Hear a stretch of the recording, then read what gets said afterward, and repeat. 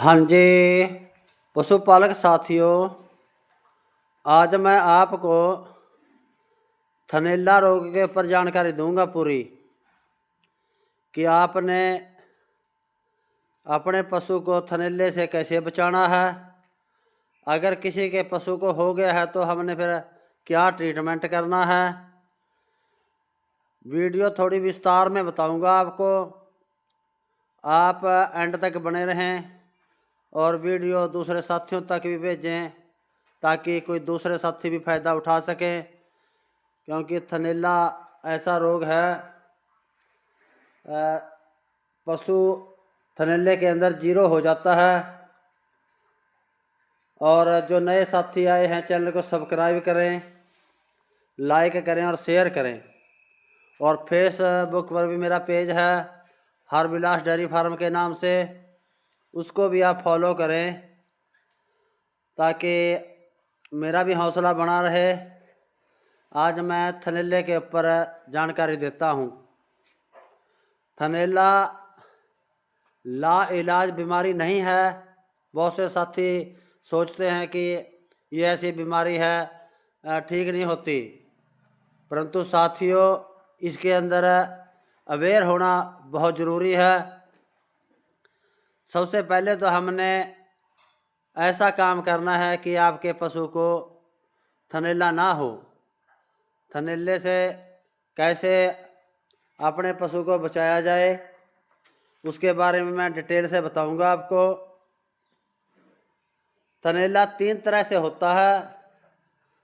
जब आपका पशु काविंग करता है, कई बार बच्चेदानी में जेर रह जाती है और जेर रहने के कारण बच्चेदानी में इन्फेक्शन हो जाता है और बच्चेदानी के कारण भी हो जाता है। और दूसरा नंबर खाने पीने के कारण भी हो जाता है। अगर आपका फंगस वाला अनाज है और फंगस वाला चारा है तो भी हो जाता है। रूमन भी इसका एक कारण है। और नंबर 3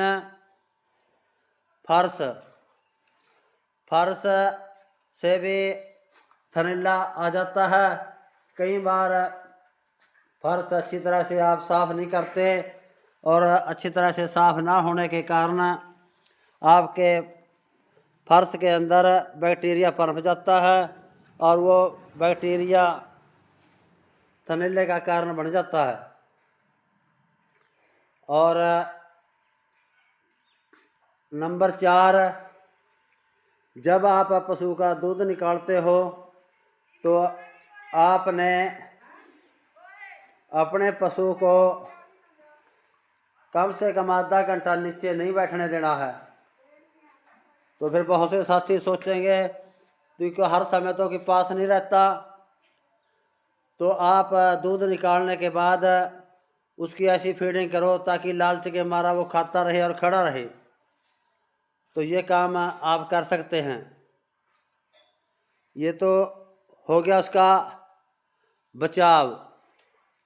और जो फीड है आपकी फीड बैलेंस होनी चाहिए। आमतौर पर बहुत से क्षेत्रों के अंदर या बनौड़े की खड़ दी जाती है, बनौड़ा या गेहूं का दलिया, इससे ऊपर नहीं सोचा जाता। पशुपालक साथियों, ये पशु अगर पौष्टिक खाना देंगे पशु को तो पौष्टिक दूध निकालेगा और पशु स्वस्थ भी रहेगा। और थनैला एक ऐसी बीमारी है, अगर आपके पशु को हो गया तो पशु का दूध गया और पशु की सेहत के ऊपर असर पड़ेगा और अपना आर्थिक नुकसान हो जाएगा।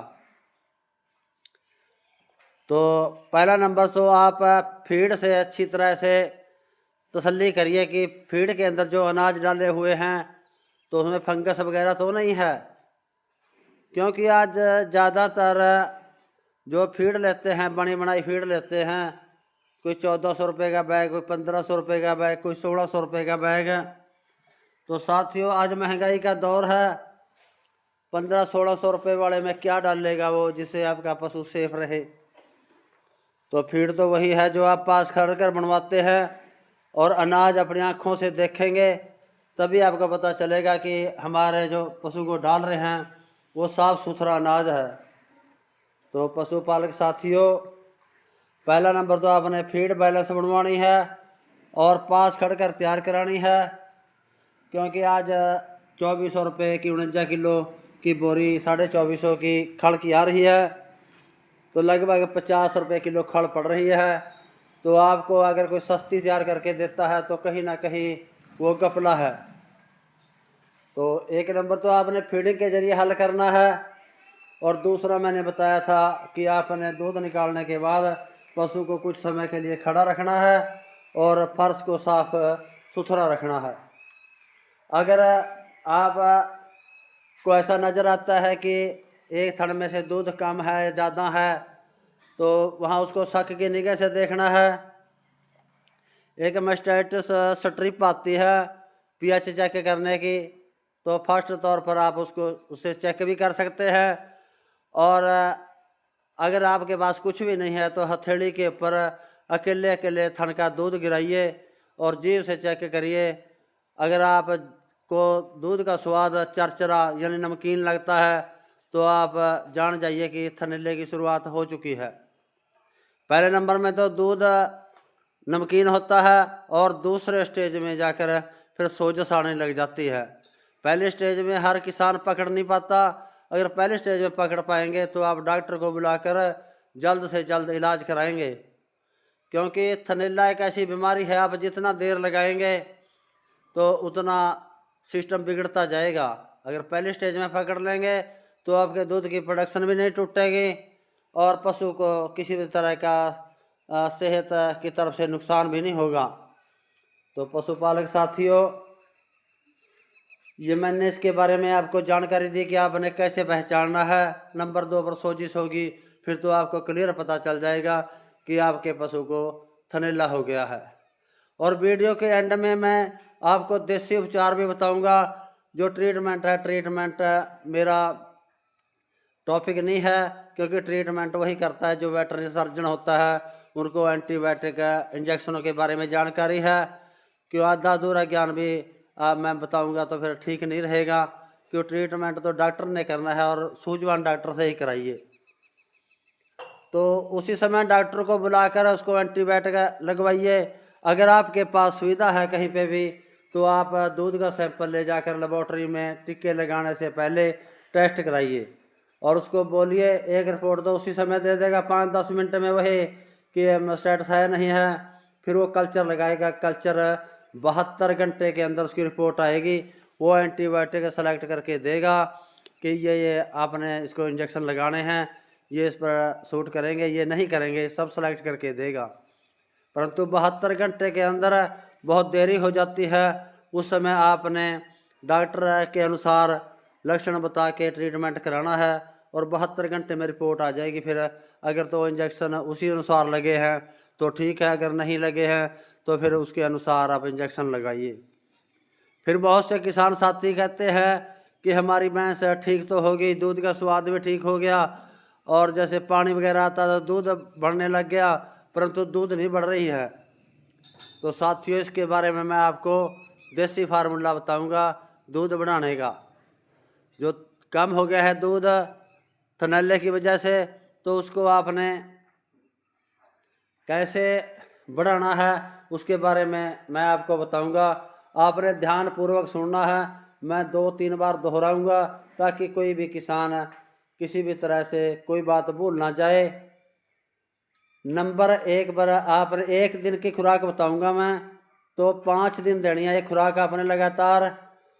और ये जो वीडियो है आप दूसरे साथियों तक भी शेयर करें। नंबर 1 पर आती है देसी खांड। आपने 250 ग्राम देसी खांड लेनी है, 250 ग्राम देसी खांड, और 250 ग्राम ही आपने नींबू लेना है, 250 ग्राम नींबू। अगर तो नींबू काट कर वैसे खा ले तो बहुत बढ़िया है पशु, अगर नहीं खाता तो उसका रस निकालिए, रस निकाल कर किसी भी आटे दाने के अंदर मिलाइए तो उसको खिलाइए। और 10 ग्राम काली मिर्च, 10 ग्राम काली मिर्च देसी घी में भून कर और बारीक पीस कर इस सामान में मिलानी है आपने। और 50 ग्राम तिलों का तेल, जिसको मीठा तेल भी बोलते हैं, तिलों का तेल, ये मिलाकर रात को चारा खाने के बाद, पानी पिलाने के बाद, उसके बाद आपने ना उसको चारा देना है और ना उसके बाद आपने उसको पानी पिलाना है। तो जब आपका सोने का समय होगा तो उस समय लास्ट में आप दीजिए उसको 10 बजे के करीब। मैं दोबारा से फिर दोहराता हूँ, 250 ग्राम देसी खांड और 250 ग्राम नींबू और 10 ग्राम काली मिर्च देसी घी में भुनी हुई पीस कर बारीक करके, और 50 ग्राम मीठा तेल यानी तिलों का तेल आपने 5 दिन लगातार देना है। तो आहिस्ता आहिस्ता करके दूध बढ़ जाता है। और जब थनैला हो जाता है, दूध बनाने की ग्रंथियाँ डैमेज हो जाती हैं, उनकी रिपेयर करने के लिए ये जो सामान है ये मैंने बताया है। तो आशा करता हूँ कि आपने वीडियो एंड तक देखा होगा। और जब अगर कोई ऐसी बात रहेगी तो मैसेज के ज़रिए मेरे को बताना। मैं इसके अंदर आप फ़ोन नंबर भी देता हूँ, अगर कोई इमरजेंसी है तो आप कॉल भी कर सकते हैं। अगर मैं फ़ोन नहीं उठा रहा हूँ तो फिर आप व्हाट्सएप पे मैसेज छोड़ दीजिए, मैं मैसेज के अंदर आपको बताऊँगा। क्योंकि पशु बहुत कीमती है। आज कम से कम 1.25 लाख रुपए की जोटी आती है और ऊपर को तो कीमत ही नहीं है, 3 लाख 4 लाख 5 लाख है। तो पशुपालक साथियों, आपने अपने पशुधन को सेफ रखना है और आपके आमदन का जरिया है, आज के समय का रोजगार है। तो आप ने वीडियो सुनी, आपका बहुत बहुत धन्यवाद। सभी साथियों को नमस्कार। जय हिंद साथियों।